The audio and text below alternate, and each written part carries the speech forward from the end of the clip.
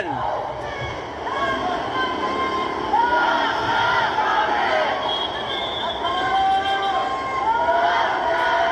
Yan mga boss. Nandito kami sa rekto para kalampagin ang gobyerno natin. Yan, i-record nyo na to. Putang ina nyo mga congressman. Galit na ang taong bayan. Ayan na mga boss, oh. Galit na ang taong bayan.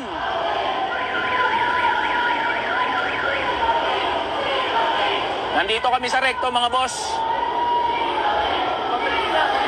I-share nyo to, i-share nyo. I-record nyo na, i-share nyo na to. Ayan na mga boss, oh. Ayan. PhilHealth namin, wag na gawin. Yan, o, takbo daw. Urong daw, urong. O, yan, o.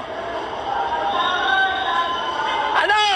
Putangin nyo mga congressman kayo, wag nyo nakawin yung PhilHealth namin.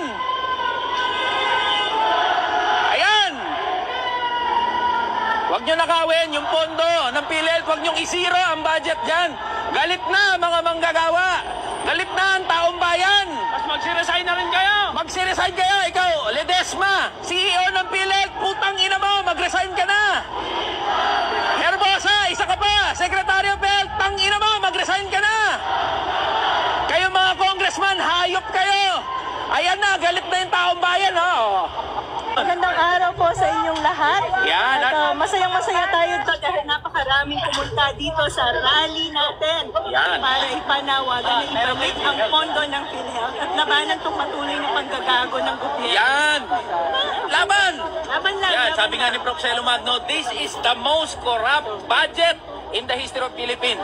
Kitang-kita po yan sa pangungurakot ng mga politiko natin. Unang-una na si Speaker Romualdez at sa mga nasa House of Representatives na walang ginawa kundi magpamudmod ng ayuda.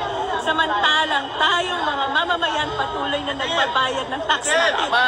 Tapos, habang tayo patuloy na nagbabayad ng tax, yung binabayad natin, kinukurakot nila. Tama. So, nakakawala po talaga to ng dignidad. Tama. Kaya after 20 years, nandito na naman ako sa Arizona. Magkakasama na kami ni Prof.